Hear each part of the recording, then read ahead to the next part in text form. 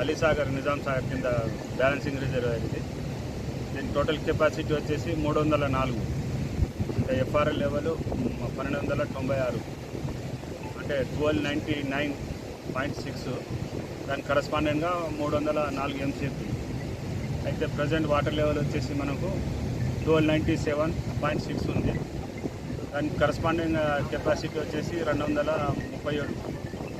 మనం ముందెందుకు ఇష్టపెడుతున్నామంటే full reserve అయిన తర్వాత లేపాలి, కానీ ఫుల్ లెవెల్ వస్తే 3 గేట్లు లేపాల్సి వస్తుంది. పైన ఇన్ఫ్లో మనకు దాదాపుగా 850 క్యూసెక్స్ ఉన్నాయి. మనం 300 క్యూసెక్స్ మెల్లమెల్ల డిశ్చార్జ్ చేస్తున్నాము.